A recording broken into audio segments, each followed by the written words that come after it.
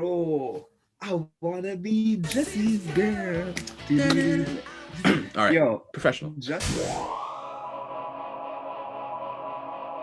Hello and welcome to 613 Sports. It's your two hosts, me and Eddie. We are here for another episode of WTF. We got a lot of Canadian soccer to get through, so let's hop into it. The Canadian national team was playing against Wales, so we're going to cover that and all the things that went down in that match. We have some new Atletico Ottawa signings for once to talk about. We have Jonathan David with a huge injury, but we have some news on that and much more, so stay tuned for the rest of this video. And also, we've noticed that about half of you guys aren't subscribed. What are you doing? Subscribe. Hello? Literally. Just subscribe. It's so you click a button and then you don't have to worry about finding our videos because we're posting every week.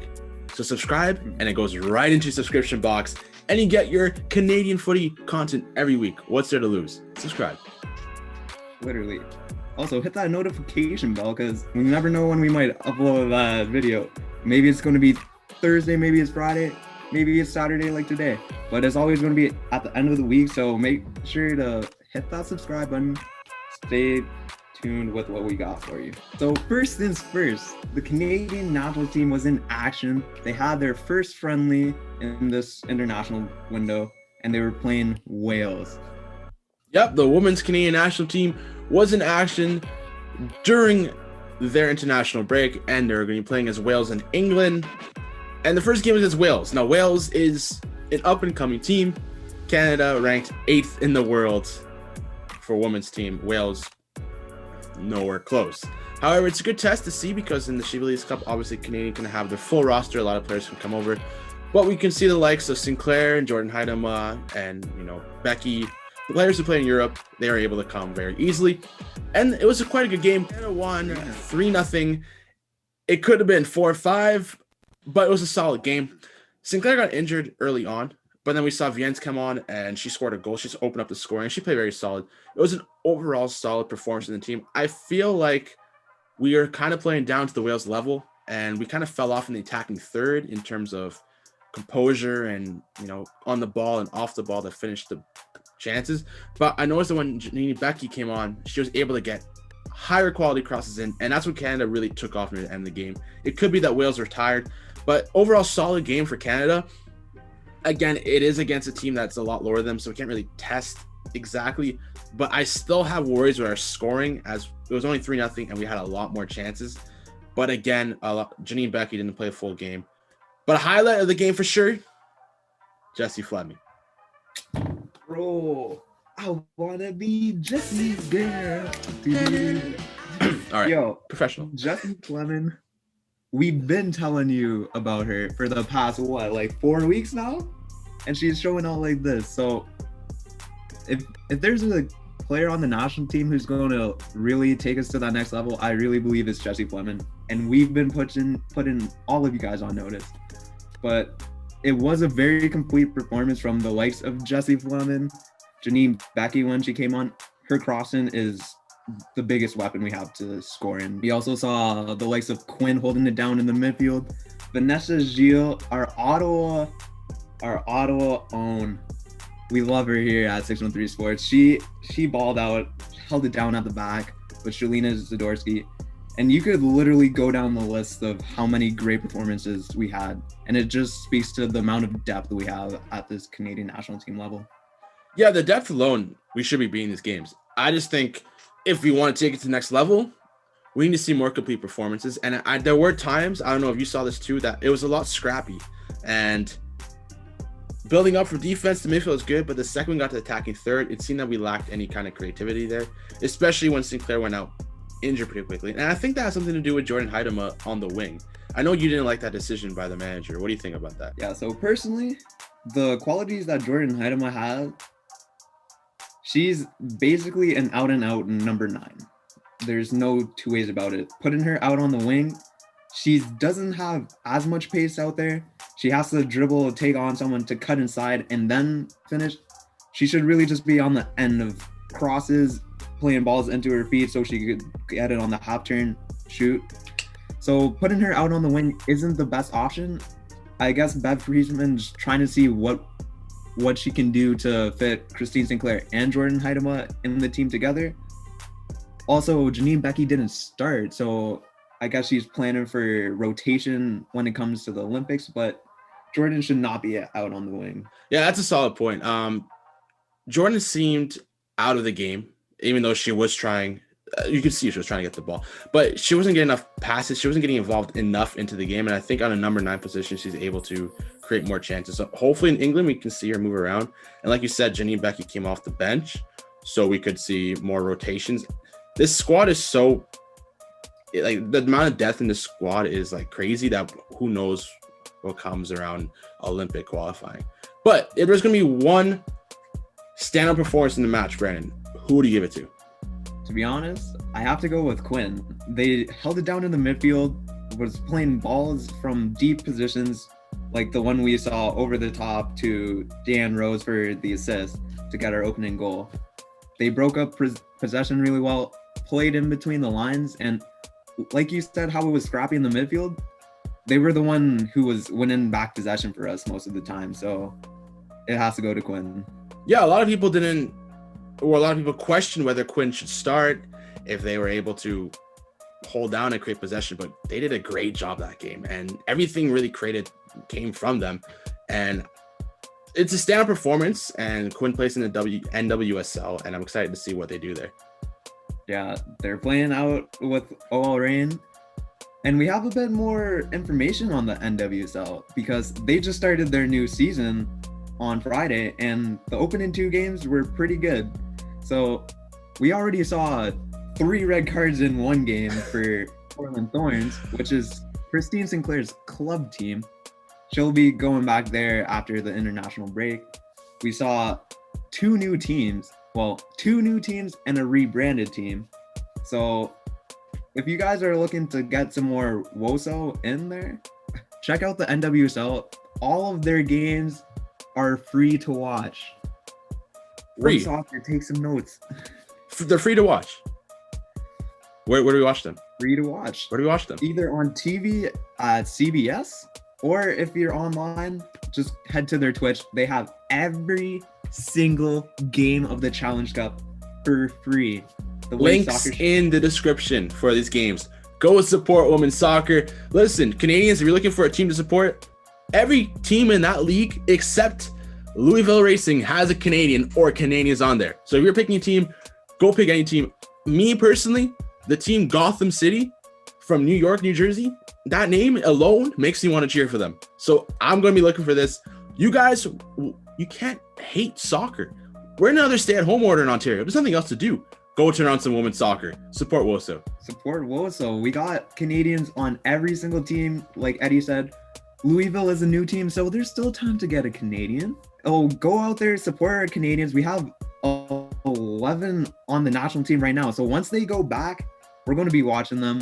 You should be watching them. So check out some NWSL. And the kits action. are fire. I think MLS needs to take notes of how to make kits because NWSL knocked out the ballpark. Probably one of the best soccer kits I've seen in a while. Every team. And I can't wait to get my hands on at least one of them. Bro, Louisville with their new team, that purple kit alone, I was searching around. I'm like, can they deliver to Canada right now? I will definitely be getting a kit, and you guys will see the kits soon enough. 100%. All right. Ottawa break. So heading now more locally, we have Atletico Ottawa news, and you guys have been waiting on this. You guys stayed tuned, stayed with us through the weeks. We said once there's a sign-in, we're going to be the ones to tell you. And we have a couple from this week. Eddie, tell us who they are. Yeah, we have 2 signing this week. We have Chris Manella and Dylan Powley. Chris Manella, obviously, for people who from Ottawa, played for the Ottawa Fury for 2 years, came up from the TFC Academy, captain Canada in Pan Am Games. There we go. He's a solid midfielder. He played a couple of games in New York last season for Island Games. Unfortunately, got injured, but he says he's fine. He loves Ottawa. Ottawa loves him. He's gonna be solid in the midfield, and actually, this creates a lot of competition for that midfield because out of all the signings that we have that are verified by the team, a lot of them are midfielders. So I'm excited to see how Mista juggles all these and decides who to play. But again, in any team, the more competition you have, the better players you have on the field, and I can't wait to see him play.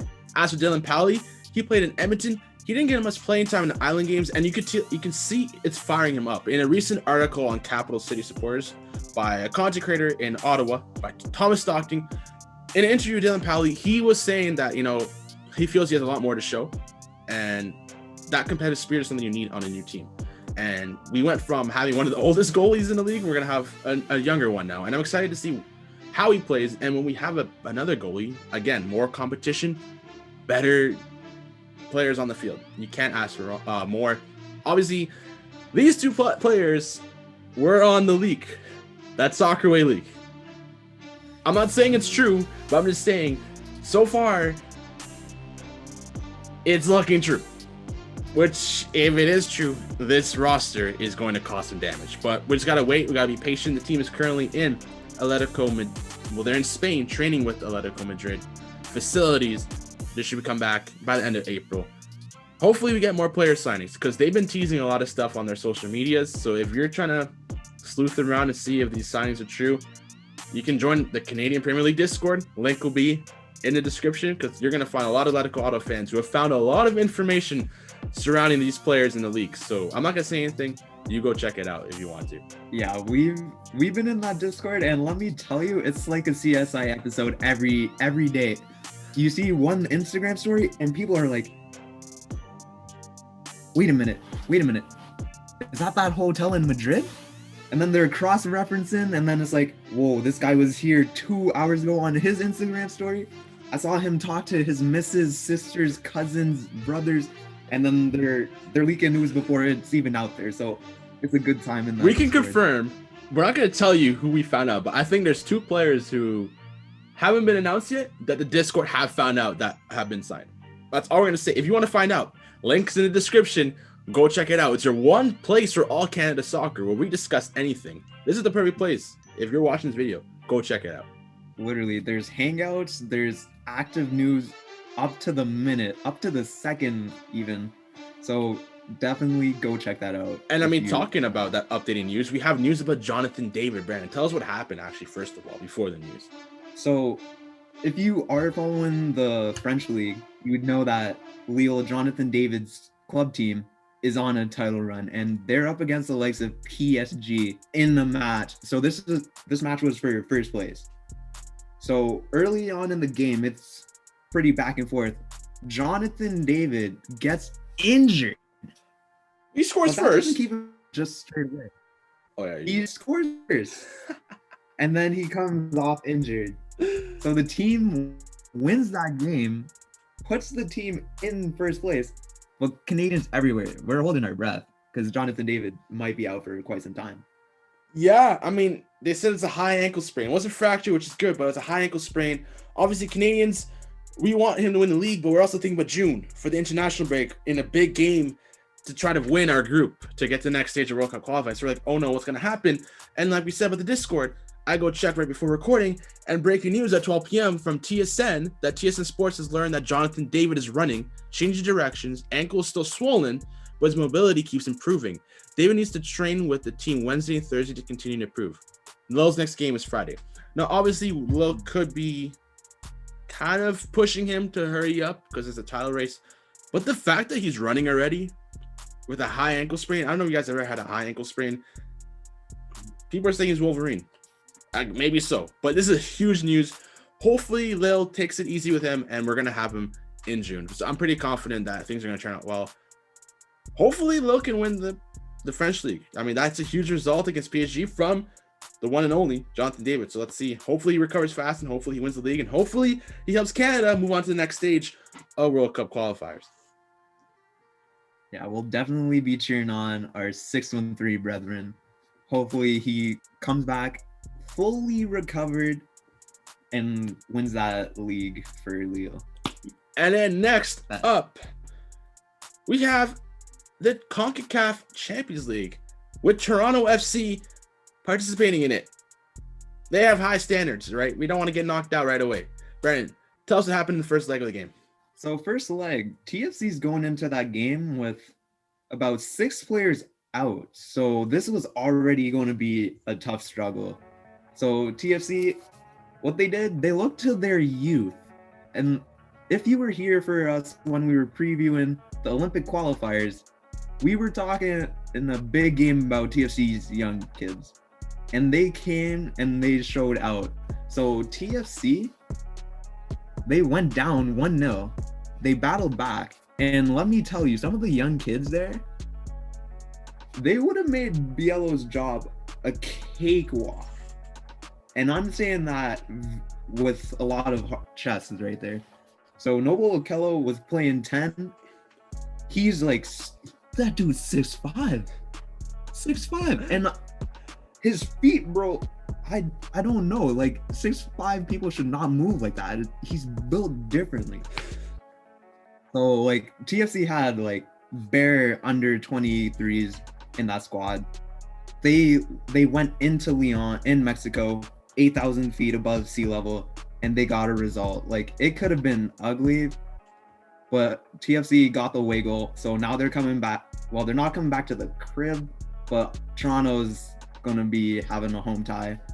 So we want to see him progress for Canada. I mean, that's the result. I mean, again, we always say this, but if you can't get a win, you're playing away, the next best result is in the draw with an away goal. So now we're in the lead, technically with an away goal. So if we can shut out Leon at home, we're making it through. But like you said, the young guys showed up. It would have made Bielo's job a lot easier. We could have probably been in the Olympics. But the past is the past. TFC, let's see what they do. I'm excited to see how they play in the second leg. Yeah, for sure. We want to see Canada's representative go as far as possible and show why Canada is the best country in Concacaf. Whether you believe it or not, All starts there. All starts in the heart. But that's going to wrap up our episode of WTF. If you guys enjoyed this, hit the like button. As we said, subscribe so you don't miss any content. The next Canadian Women's National game is on Tuesday against England. It should be a very entertaining match. Let's see what roster they pulled up. And like we said, NWSL has started. The links for that will be in the description. Go check out the Canadian Soccer Discord, where you're going to find out any information you want about all teams, Canada, domestically, out wide. It's your one place source. It's where we get all our information. And that's it. Remember, WTF, we ain't cussing. We're talking football. Peace. I'm leaving. Ice on me, man. I got diamonds, but they say that I don't need them. She gon' need me when she need me. I've been rolling through my thoughts and you can't be